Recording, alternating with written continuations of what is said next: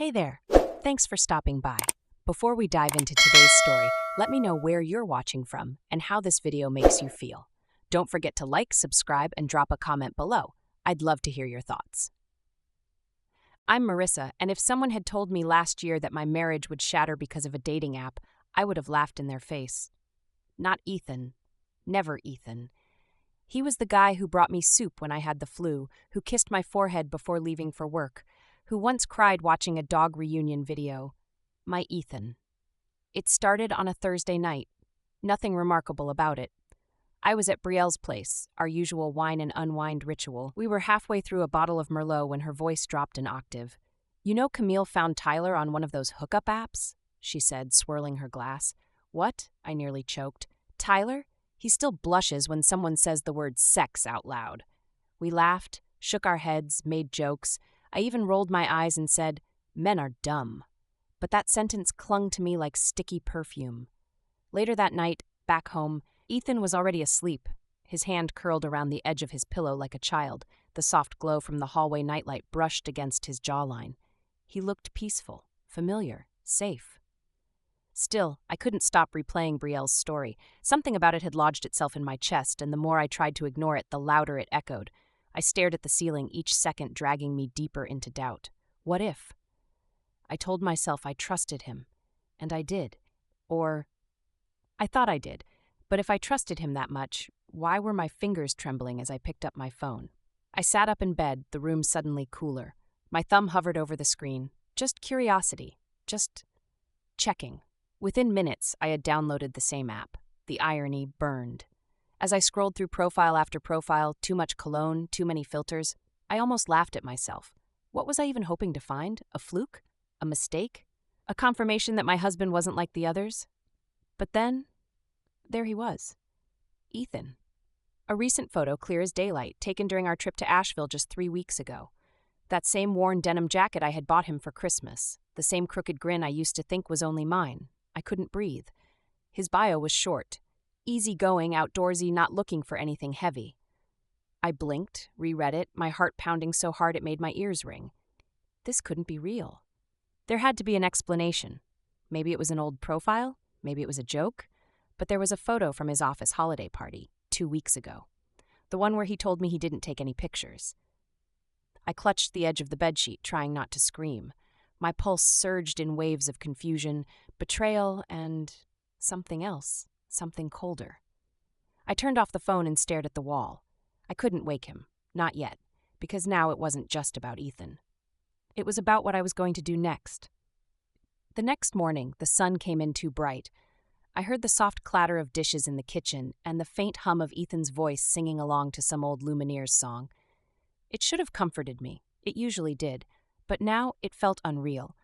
Like watching a stranger act out the part of my husband in a poorly cast play. I stayed in bed a moment longer, staring at the ceiling like it might offer answers.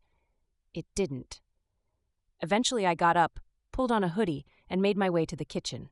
Ethan was standing barefoot by the stove, flipping pancakes like he hadn't swiped right on some woman just days ago. "Morning, sleepyhead," he said, flashing me a grin. "I made your favorite, blueberry." I forced a smile. "Thanks." He didn't notice the tightness in my voice, or if he did, he ignored it. He turned back to the stove, whistling quietly. I stared at his back, at the small freckle on his shoulder I used to kiss just for fun. I used to feel lucky to have him. Now, I just felt stupid. I sat down at the table and wrapped my hands around a steaming mug. Coffee had never tasted so bitter. "What's on your schedule today?" I asked, keeping my tone breezy, rehearsed. "Nothing major," he replied, plating the pancakes. "A few client calls in the morning, then I thought I'd hit the climbing gym after lunch." He didn't look up when he said it, and for a second I wondered if the gym was just a cover, a window of time to scroll, to flirt, to lie. My hands itched. I wanted to throw my phone at him, scream, demand answers, but instead I smiled tightly and took a bite of pancake I could barely swallow. That was the moment I knew I couldn't confront him. Not yet. Not when I didn't even know how deep this went. So instead of screaming, I began planning. After he left, pressing a casual kiss to my cheek like nothing was wrong, I stood by the window and watched him pull out of the driveway. His taillights disappeared down our quiet tree-lined street. I didn't cry. I didn't shake. I grabbed my phone, and just like that, I reopened the app. Creating a new profile felt different this time. Calculated. Intentional. I chose a name that sounded real enough, Tessa. I changed my hair in the photos, played with angles, lighting, just enough to blur the lines. I wasn't trying to trick him, not really. I just wanted to see how far he'd go if he didn't know it was me.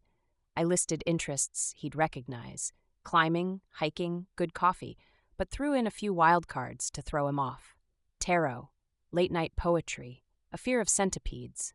When I hit publish, my heart didn't pound this time. It thudded, slow and steady. Now, I just had to wait. The rest of the day moved in a strange kind of slow motion. I folded towels I didn't remember washing, answered emails I barely processed. The whole time, my phone sat on the counter, screen down, a silent dare I refused to pick up too quickly. But every hour or so I caved, just to check. Nothing. By the afternoon, I had nearly convinced myself this was all one big cruel misunderstanding. Maybe he hadn't been active lately. Maybe he forgot the profile existed. Maybe I had jumped too fast, too far. Then it happened. A buzz. One new match. I stared at the notification, heart lurching. I told myself not to open it right away, to play it cool. But who was I kidding? I tapped the icon with a trembling thumb. It was him. Ethan. He had swiped right. On me. He didn't recognize the altered photos, the fake name, the slightly tweaked profile. Or maybe he didn't care. Maybe he saw what he liked and clicked without thinking. Either way, he was here. Talking to someone who wasn't supposed to exist. Someone who wasn't his wife. I stared at his profile again, the same bio. Easygoing, outdoorsy, not looking for anything heavy. So that's what I was now, heavy, a burden to dodge, a routine to escape. The anger that had been simmering for days finally curled around my ribs, sharp and hot. Still, I didn't message him right away. I paced the kitchen like a caged animal, sipping cold coffee, waiting for my breathing to slow. When I finally sat down, I typed slowly, deliberately. "Hey there. You've got one of those smiles that could start trouble." It was flirty, playful, the kind of line I imagined he'd like. Seconds passed, then minutes, then the 3 dots. He was typing. I clenched my jaw, bracing for it. His reply came fast. "Trouble's my middle name. You free to chat?" My hands tightened around the phone. This was real. No hesitation, no guilt. He was leaning into it. I replied, just as lightly. "Maybe. Depends. Are you as charming in conversation as you are in pictures?" Another immediate response. "Guess you'll have to find out." I could practically hear his voice through the screen. That confident, low chuckle he used when he thought he was being clever. I stared at the words, the screen, the phone in my hand. I had kissed this man, slept beside him for years, and now I was flirting with him as someone else. And he didn't even blink. A part of me wanted to scream, another part wanted to cry. But most of me wanted to see just how far he'd take this. So I kept going. "Let's play a game," I wrote. "Tell me something you've never told anyone. Something just between us." I watched the typing dots flicker to life again, then disappear, then come back. My pulse roared in my ears. This wasn't just a test anymore. This was a reveal, and I wasn't sure I was ready for what he might say next. The reply came 2 minutes later. "All right, something I've never told anyone. I used to daydream about disappearing, just packing a bag and vanishing for a while. No texts, no emails, no one expecting anything from me." I stared at the words, blinking hard. Of all the things he could have said, something flirty, something safe, he went there. Vulnerable, almost poetic, almost human. It hit me in a place I didn't expect, because I knew that version of Ethan, the overwhelmed one. The version who rubbed his temples after late Zoom calls, who sat in the car a few extra minutes before walking into our house. But instead of talking to me, his wife, he chose to bury it under fake profiles and cheap validation. I took a deep breath and replied, "Sounds like you're running from something, or someone." The dots danced again. Maybe, or maybe I just missed the version of me before everything got so expected. Expected. That word landed hard. Was I part of the routine he wanted to escape? Was our life, our marriage, just another checkbox on his settled and bored list? The urge to lash out bubbled to the surface. I wanted to say, "You built this life. You chose me. You said you wanted forever." But instead, I played along because I wasn't done yet. "Let me guess. Married? Stuck in a picture-perfect life that doesn't feel so perfect anymore?" His answer came fast. "Something like that." He didn't even deny it. I had to walk away from my phone. I set it down like it was burning me, paced around the living room with my arms crossed, heart pounding. This man was mine. My partner. My person. And he was spilling his soul to a fake stranger while lying to my face every single day. I should have ended it right there. I should have messaged him as myself, confronted him, demanded the truth he clearly had no intention of offering on his own. But I didn't, because deep down, I still wasn't done watching him unravel. I picked the phone back up. Well, mystery man, if you're looking to forget your perfect life for a night, maybe I can help. My stomach twisted as I hit send. Every word felt like betrayal, but not to him, to myself. The dots appeared, then a reply. I like the sound of that. Maybe we should meet up. Grab a drink, something low-key. And just like that, Ethan, the man who once cried when I said yes at the altar, was asking a stranger out for drinks. I didn't cry, not because it didn't hurt, but because the pain had crystallized into something sharper, something clearer, resolve. I glanced at the clock. He'd be home in 2 hours. I had 2 hours to decide whether I'd keep pretending or burn it all down. The house felt too quiet. I moved through it like a ghost, brushing my fingers along the edge of the couch, the counter, the framed photo of us in Montauk, Ethan kissing my cheek, both of us windblown and laughing. We looked so in love. But now, I wasn't sure if we had been in love or if I had just been in love alone. I poured myself a glass of water I didn't drink. I stared at my reflection in the microwave door. Same face, same eyes. But something was different now. Something in me had cracked, and whatever was leaking out wasn't weakness. I unlocked my phone and opened the chat with Mystery Man. Ethan. Tonight's tricky, I typed, but maybe tomorrow? Seconds later. Tomorrow works. You pick the spot. I chewed the inside of my cheek, staring at those words. I already had the perfect place in mind, familiar but not too obvious, private but public enough to keep things controlled. There's a little bar on Madison and 4th, quiet, tucked away. Know it? The one with the fireplace? Love that place. 8 p.m.? Perfect. I stared at the blinking cursor for a second longer, then added, wear something blue, just to see if he'd do it. After hitting send, I backed away from the phone like it might explode. This was really happening. I was setting up a date with my husband, as someone else, and he had no idea. That night, Ethan came home with takeout and a casual smile. Figured you didn't want to cook, he said, holding up a brown bag. Your favorite, chicken pad thai.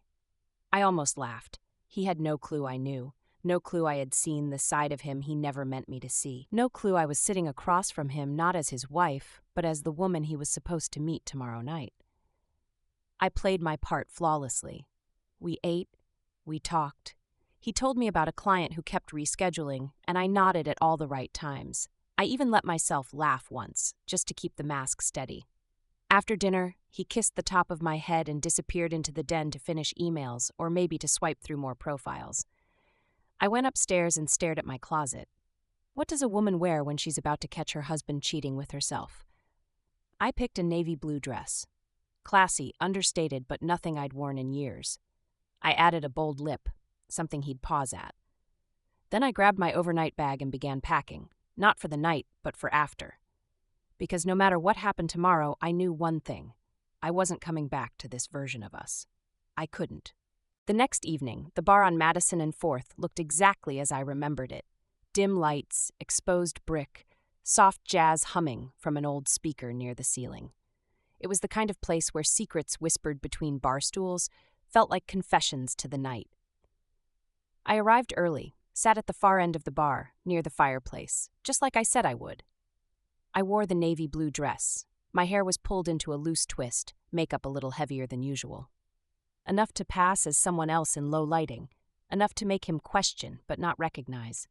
The bartender, Grace, I think, offered a nod. First date nerves? She asked kindly. I smiled, tight-lipped. Something like that. Then I waited. 10 minutes, then 15, and then I saw him. Ethan stepped inside, scanning the room. He was wearing blue. I almost laughed. He'd followed the instruction without question, like this was some regular Thursday night date, not the unraveling of his life. He didn't notice me at first. He looked toward the front booths, then pulled out his phone, probably opening the app to message me, Tessa. And that's when I stood up. He caught the movement and turned. And for a heartbeat, his entire body locked. His eyes found mine, and I saw it. The flicker.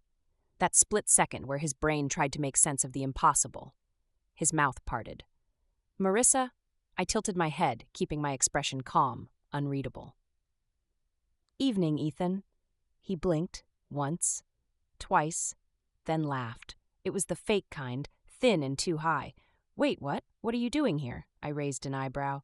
"Isn't that obvious?" His lips pressed together. You're Tessa." The way he said it, like he'd been tricked, like I had wronged him. I stepped closer, voice low but steady. "You swiped right on your wife. You flirted with your wife. You asked your wife out for drinks, Ethan." He looked around like maybe this was a prank, a show, a social experiment. But there was no camera crew, no laughing audience. Just us and his lies. "You set me up," he muttered. I gave a slow nod. "No, you set yourself up. I just lit the stage." He ran a hand through his hair, face flushing red. "I didn't think." "No," I cut in. "You didn't think. You acted. You lied. And you risked everything we built for. What, Ethan? A thrill?" His jaw clenched. It didn't mean anything. God, if I had $1 for every time a man said that to justify betrayal, I could have bought this bar. "Maybe that's the problem," I said, voice quiet now. "You did all this, and it didn't even mean anything." We stood in silence. The fireplace crackled behind me, casting flickers of gold across his face. Finally, he said, "So what now?" I smiled, but it didn't reach my eyes. "Now, I finish my drink." I turned, walked back to my seat, and took a long sip of the wine I'd barely touched. Ethan stood there a moment longer, unsure whether to follow or flee.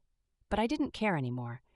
Because in that moment, surrounded by strangers and shadows, I realized something important. I wasn't here to fix us. I was here to free me. Ethan didn't stay.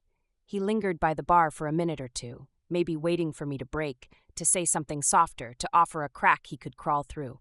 But I didn't. I kept sipping my wine like he was just another man passing through. And eventually, he turned and left. No scene, no apologies, just the low sound of the door closing behind him. The moment he was gone, my shoulders dropped an inch, not from sadness, from release. I didn't cry on the way home. Instead, I drove slowly. The streets were quiet, just a few taillights blinking in the distance.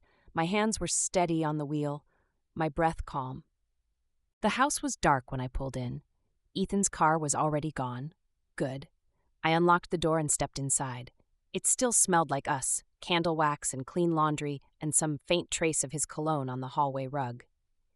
I didn't turn on the lights. I didn't need to see what I already knew. I walked upstairs, picked up the overnight bag I'd packed 2 nights ago, and zipped it closed. I paused once in the doorway of our bedroom. The bed was made. His pillow still dented on one side, like he'd sat there for a while, unsure what to do. But I didn't go to him. I didn't write a note. I didn't explain. Because sometimes closure doesn't come with a bow or a goodbye. Sometimes it's just silence. A door closing softly behind you, a breath you didn't realize you were holding, finally released. I stayed with Brielle for a week. We didn't talk about it much. She handed me wine and blankets and let me fall asleep on her couch without asking questions. Eventually, I found a small apartment above a bakery. The rent was too high. The walls were thin, but the sunlight came in strong every morning, and the people downstairs always gave me leftover croissants. And one day, I realized I was okay. Not healed, not whole, but okay. And that was a start. Sometimes I still wonder what Ethan tells people when they ask why his marriage ended. Maybe he says I left out of nowhere. Maybe he says we grew apart. Maybe he tells them nothing at all. But I know the truth. And honestly, that's enough.